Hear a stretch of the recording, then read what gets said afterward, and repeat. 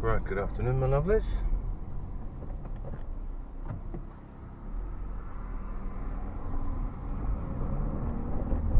And I know I haven't seen you for a few weeks, so sorry about that. I've been pretty busy doing other bits and pieces, so it's nice to see you lot again. Today we're going to do a wee vlog just detailing this car that I'm driving. It's not my normal car. I normally drive a Ford S-Max, but it's had a wee bit of damage on it, a wee bit of accident damage, so that's in getting repaired. And the insurance company have given me this to drive around in for a few days. It's a Nissan Qashqai, I think they call it. If I've mispronounced it, that I do apologise. I've no idea what engine size it is. My S-Max is a 2.2 litre turbo, but this, I don't know, I think we'll be lucky if this one's a 1.8. But it's okay. It's quite a tidy little car. Well, it's brand new actually, so it would have to be tidy. It's got 5,300 miles on the clock, 6 forward gears,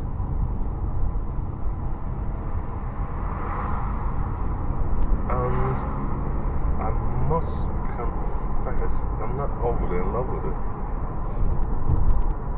Maybe I've been spoiled having the S-Max. The S-Max, by the way, is, as it says, 2.2 litre, but it's also the Titanium X Sport version, and I've had that for several years, and I've grown accustomed to having lots of toys in it. That said, this car here has got virtually the same toys in it. I'm just trying to think. The one thing I've noticed that it hasn't, right, you've got automatic headlights, which the guy at the rental shop was very, very keen to point out to me, but they're not fully automatic. What I mean by that is on the S-Max, the full and dipped beam is fully automated as well, and it actually works really, really well. Well, the lights on this don't do that, so the automatic lights on and off, but you still got to manually flip between headlights and dipped headlights. So that's one thing that I've noticed. In terms of driver aids, as they call them, it's got blind spot monitoring, it's got forward alert, and the forward alert on this is a pain actually, because it's very proactive. I'm used to being fairly dormant on the S-Max and only really kicking in when there really is a problem. Blind spot monitoring, fine, works absolutely fine. And one thing that's really annoying in this is your lane departure system. As I say, I can only do a comparison with the vehicle that I currently have, and the lane departure system in this, the first time it went off, I actually thought I had a text message. What the place is not on it?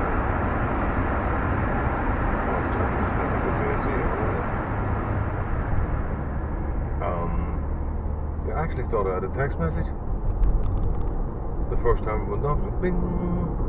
And I've tested it several times, and in fact what I'll do, I'm going to go on the A40 today, so I'll let you guys know to listen out for it when I'm going to activate it. It's very, very easy to activate. One driver aid, if you want, that I've had to switch off after maybe 4 minutes of taking delivery of the vehicle. What's it called? It's called auto hold, to do with the handbrake. So there's an electronic handbrake in this, which really didn't take a lot of working out. The trouble was that the fellow at the rental shop, well, I'm sure he was over 18 and he must have had a driver's license, but he's telling me about these things, and I'm like, fella, just give me the keys. Oh, but I need to show you what the car does. So at a glance, it doesn't seem to do anything different to my current car. Oh, what about this electronic handbrake? I said, I take it, I put my foot on the brake and it either activates or it doesn't. He went, oh, yeah, that's exactly what it does. Idiot. So yeah, it's the same as an ordinary handbrake. Pull up as if to put it on and push down as if to push it off, and just make sure you've got your foot on the brake. But this auto hold, oh my god, that's annoying. I had to turn it off within 3 or 4 minutes of actually picking up the vehicle, and anyone who needs auto hold on the car, well, I'm not a big advocate of shooting people.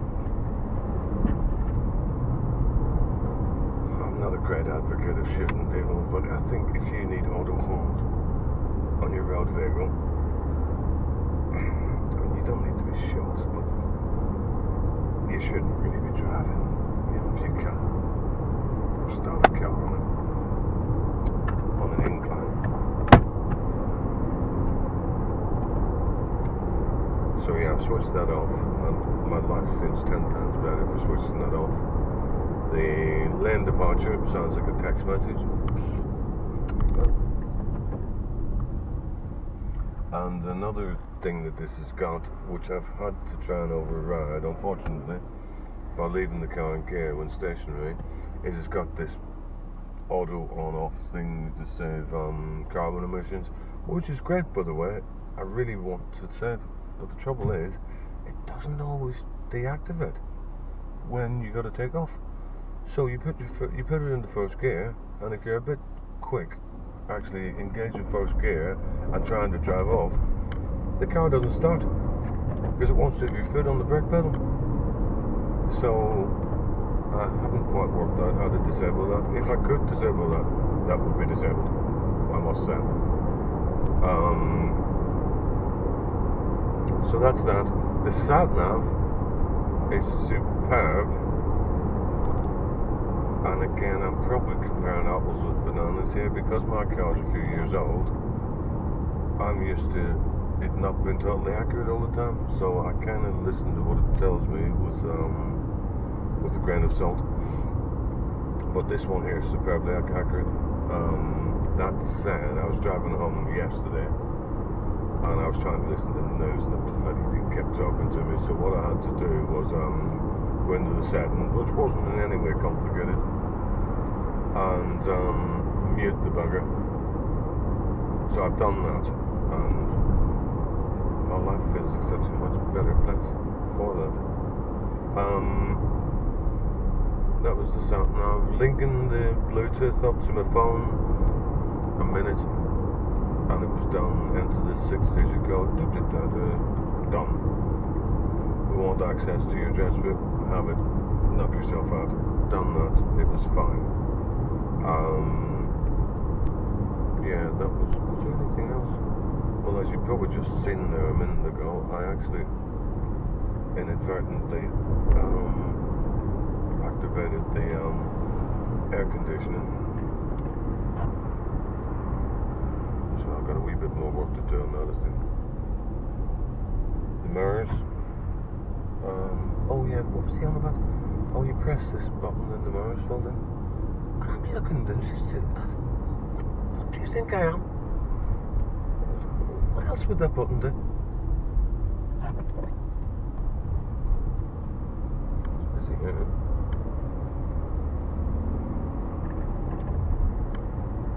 I just need to keep my wits about me here for a minute. It's actually very, very busy here, unusually. But it's okay. We can let it go.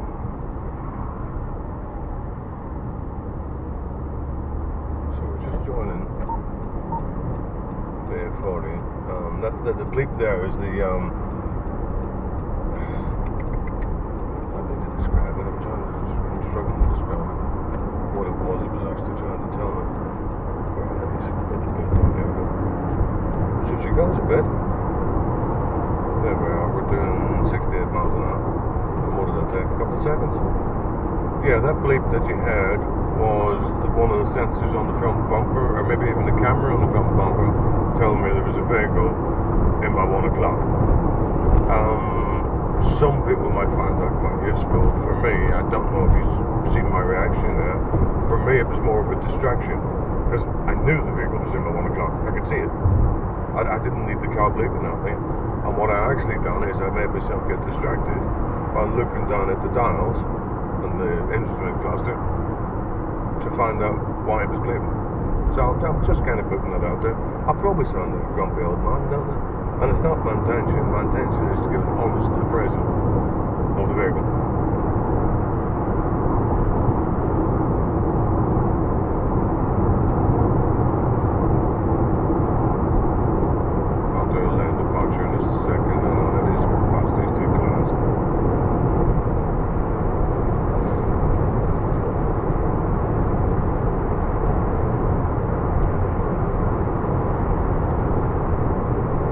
So, wait for it, guys. Here we go. You hear that? Try it again. It didn't go off that time. I was on. But it definitely sounds like a text message. How have I found the steering? I found the steering to be very, very light, actually. And there's a really nice little quirk with the steering. The bottom of the steering was flat, you know, above your knees. Just a little bit of a quirk, but it's nice. Lots of little buttons on it, but again, there's nothing there to cause me any major bamboozlement, because I've already got them on the S-Max, and I very, very seldom use them. So what you've got here, you've got dynamic cruise control, which is just like ordinary cruise control, only it uses the radar pods, the radar sensors, to gauge the distance to the vehicle in front, and it does automatic braking and stuff like that. But it's not something I use very, very often, but I'm just aware of because I've already got it myself on my other vehicle. So that's okay on that. And then the phone controls are there on the right hand side of the steering wheel as well. On the left hand side you've got the controls for the trip computer, the settings for all the they call them driver aids. Some of them are actually a distraction. Are you going to get out of my way? So there we go. Anyway, I was talking about the steering. I find the steering very, very light. I haven't quite worked out why.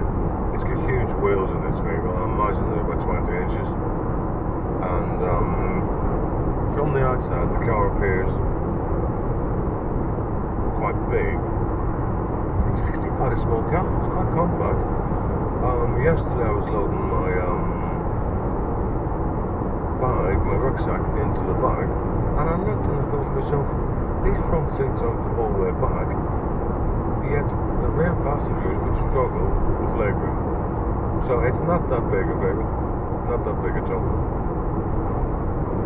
On the positive side, for the first time in years, I can see the front of the car. I haven't been able to see the front of the car for probably 18 years. But this one, you've got a fair idea where it is. Which is nice. And it kind of goes where you point it as well, which is good. The gearbox, I mentioned that earlier, it's got 6-speed gearbox. What I find, and it's probably just me, and my driving technique or my driving style, whatever you want to call it, I find that it's very, very slick if you do things very, very precisely. But if you get yourself in a bit of a hurry, which I'm the kind of person who does, because I'm used to driving cars with big engines, I'm used to getting up through the gears very, very quickly, if that actually makes sense. So I find myself, plus I've ridden a motorbike for many, many years, so I found myself just kind of using first gear to roll and then moving into second gear virtually immediately. And being old school, we were taught when we were learning to drive to get in this high gear as quickly as possible. I know youngsters aren't actually taught that anymore, but I'm old school. But what I would say, when you try that in this car, it doesn't like it, and you almost have to slap it into gear. Whereas if you take off progressively and you gently move through the gears, it's a very, very, very slick process, very, very precise, very reassuring. It's just really, really nice. You just know you're in the gear as you select the gear. So that's good. The parking brake I've touched on. Although I must say, even though I can see the parking brake down now, I still go looking for the handbrake. But I'll only have this car. Thank you.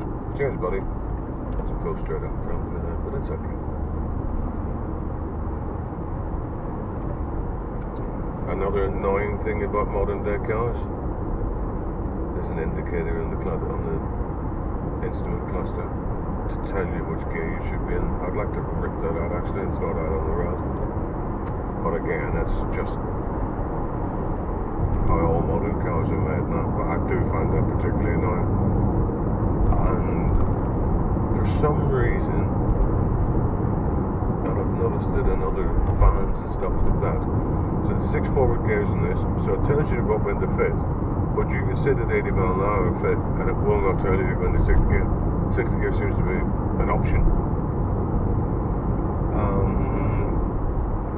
I spoke earlier about the auto on-off thing, you know, about saving carbon emissions, and when the engine does switch off when you're sitting in a traffic light, it comes up with a total of how much CO you saved. I'm not entirely sure about that. If we saved that much CO sitting in a traffic light, this car would not have passed an emissions test. Ever. It couldn't have. So that was that bit. Not tried the CD. And I've not actually spoken to anyone on the phone despite setting it up. We talked about the mirrors were quite good. There is something on the rear mirror. There's a little green light on it, and there's an on-off button beside it. I suspect that's something to do with the auto headlamps, but again, I could have just made that up. So the problem is when you hire a car, you don't get a manual. I don't know, would I read the manual anyway? No.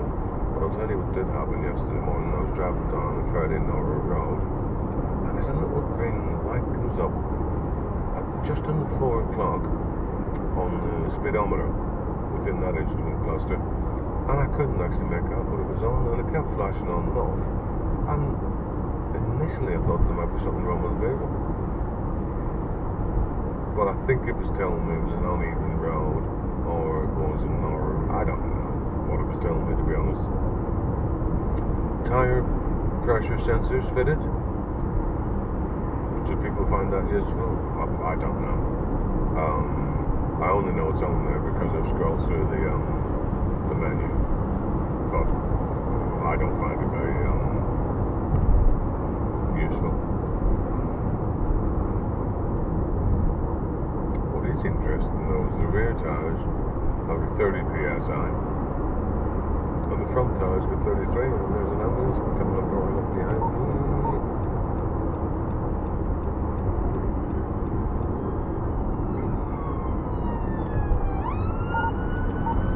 Yeah, I can see him, that's stupid. Snooze you lose, man.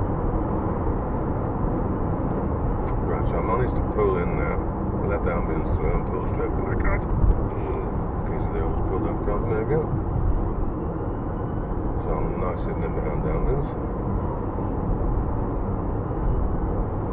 And we're just about to go onto the hanger lane generator. So we're just about to enter the hanger lane tunnel.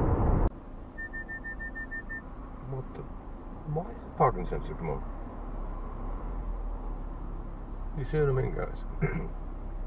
This thing's bristling with technology, but not always at the right time. Now I'm sitting here in first gear. I've got my foot on the brakes, and the parking sensor goes on.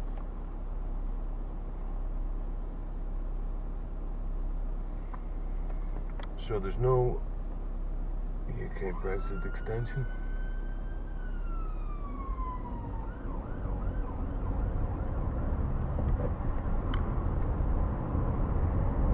Disappointingly with this vehicle, actually, what I did have to do when I took delivery of it is clean the front windscreen on the inside. I felt like it should have been done before I picked it up. But I drove to work yesterday morning in the dark, and dark and rain, and it was horrible because the windscreen hadn't been cleaned. Lane departure, which I didn't do, by the way. The windscreen hadn't been cleaned, so it kept fogging up. And the same thing was happening today, so I gave it a real good clean earlier. So I'm hoping it's okay. It's quite sunny in there. What have we got? 15 degrees. Which I suppose isn't bad for mid-October, is it? We're on the A40, by the way.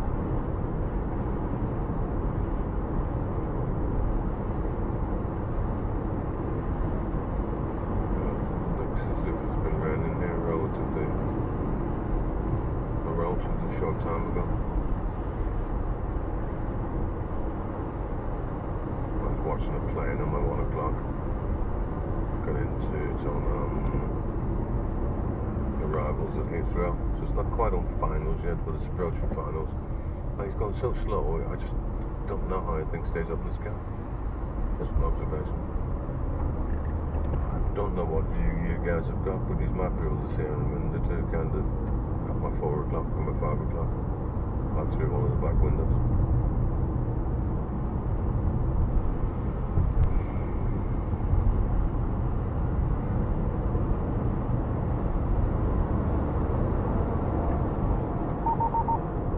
Lane departure again, which I didn't depart from the lane. Let's go now.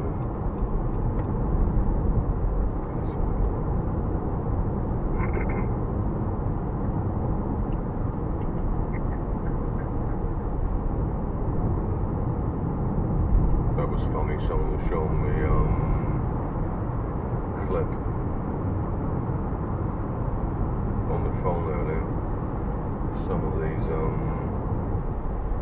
Extinction Rebellion idiots fucking in the tube station, and they announced they were going to cause delays on the chip network, which really is despicable. But then they are despicable individuals, entitled middle class gits. So they decided they're going to cripple the tube system, and considering that the climate change protesters, they're trying to encourage people to go to the tube and get on the cars. Smart. But anyway, I don't know which station it was because I haven't actually looked at the clip in any detail, but one of them climbed up on top of a tube train. You know what happened? A couple of passengers caught hold of them and dragged them down off it, and when some of them climbed in the tube car, passengers stood in the mud. Fair play to the passengers. I love that. People power. Absolutely love it.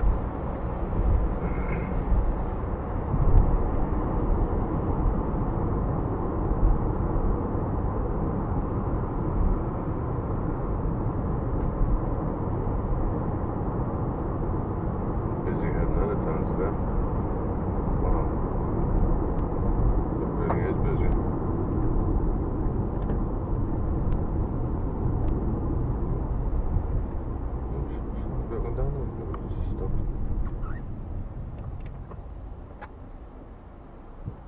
Right, so that thing's kicked in now. So this is the auto stop start, the CO2 saved. So it's telling me it's saved 4 kilograms of CO. I don't know. But I've got my foot in the brake, and when the lights turn green, I'm going to put her into gear. Oh no, it started that time. But it just seems, I don't know, sluggish, that's the word I'd use. I don't like it. But as I say, that might, there's a skip lorry here. What? I just don't like it. It seems to just delay the whole thing for a second.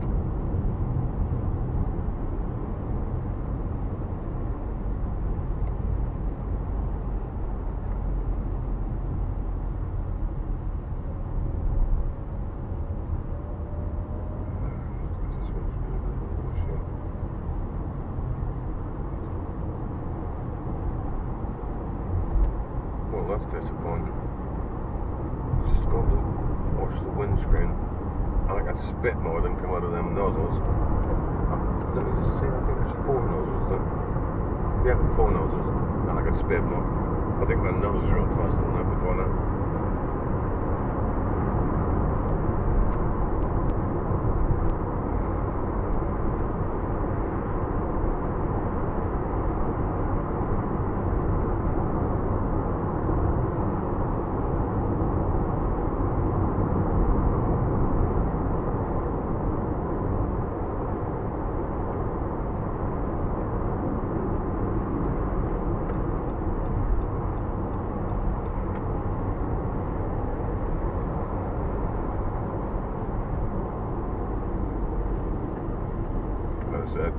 Did I mention the forward alert? Yeah, there's a forward alert that tells you to brake. There's a vehicle in front of you. It's a panicker, this one is. I might actually turn that off if I remember how to do it.